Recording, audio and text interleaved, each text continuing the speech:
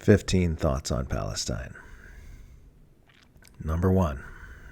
You don't get to drop an entire colony on top of an inhabited country, grind those inhabitants into the dirt for generations, and then claim self-defense every time they retaliate. That's not a thing. The U.S. centralized power alliance in general is a gargantuan globe-spanning juggernaut that feeds on rivers of human blood, and every time its victims try to escape from its fangs, it shows up on the news sobbing that it is merely defending itself. Number 2. I am building a new house. There were people living where I wanted to build it, so I just started building it on top of them. They tried to stop me, so I had to kill them for being terrorists. If you disagree with my actions, you're basically a Nazi. My house has a right to exist. Sound fair? Number 3. A nation is not a person. A nation is an abstract concept. It does not have a right to exist. It doesn't have a right to defend itself. People have the right to these things, and a nation is only legitimate insofar as it advances those rights for all people. Number 4. People who condemn Palestinian retaliations against their oppressors have no real answers for what Palestinians should do instead besides nothing and die. Number 5. A nation that cannot exist without nonstop warfare is not a real nation. It's an ongoing military operation that happens to have suburbs. Number 6.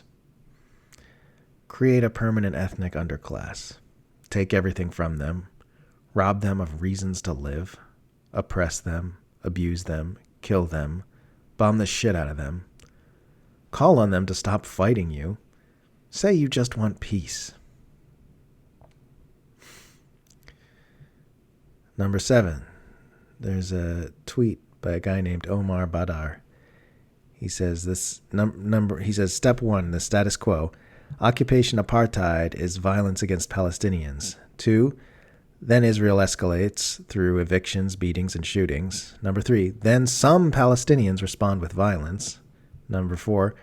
Then Israel responds with massacres. If you start reporting at number 3, you are misleading your audience. Let's please get very clear on this.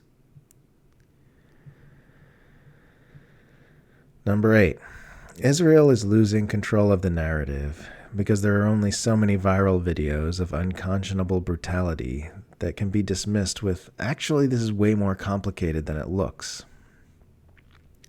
When one side's arguments consist of sharing raw video footage, and the other side's arguments consist of saying, actually, this is more complicated than it looks, it should be obvious to everyone that the latter side is in the wrong. It's like the cheating spouse caught in the act of saying, this isn't what it looks like. Yeah, it is. All the information is right there. You're just managing the perception of that information. When I left an abusive relationship, I told people he raped me, he hit me, he physically and financially abused me, while he told people that it's actually quite complicated. In my experience, that's generally the case when one side defends abuses with "it's complicated," from my ex to Israeli apartheid to John Bolton defending the Iraq invasion. Number 9. Awareness is spreading of Israeli apartheid brutality for the same reason awareness is spreading of U.S. police brutality. The internet combined with smartphone cameras. Seeing is believing. Seeing brings change. That's why the powerful are working so hard to censor the internet. Number 10. Impose an apartheid ethnostate which punishes Arabs for European crimes. Abuse them until they hate you. Then cite their hatred as evidence that you need your apartheid ethnostate to protect you from hate. Number 11. Palestine is one of those precious few areas where there is an obvious, clear-cut right side and wrong side, and it's possible to just take the right side and be objectively, unassailably correct. But because of decades of pro-Israel propaganda, most people still fuck it up. Number 12. I don't know who needs to hear this, but accusing someone of anti-Semitism for valid criticisms of a brutal apartheid regime is odious and disgusting, and is becoming increasingly recognized as such all around the world. Number 13. If social media and liberals had existed in the 15th through 19th centuries, there would have been frequent condemnations of violence on both sides in the genocidal settler colonialism of the Americas, Africa, and Australia. Number 14. Once you accept that religious texts are made-up nonsense from ancient historical contexts that have no relevance to the present, Zionism just looks like one more instance of white people butchering yet another indigenous population in order to take their land. Zionism is a white supremacist ideology. It is white supremacist in the way it is weaponized against Arabs and Persians by Western Christian fundamentalists and Western war hawks.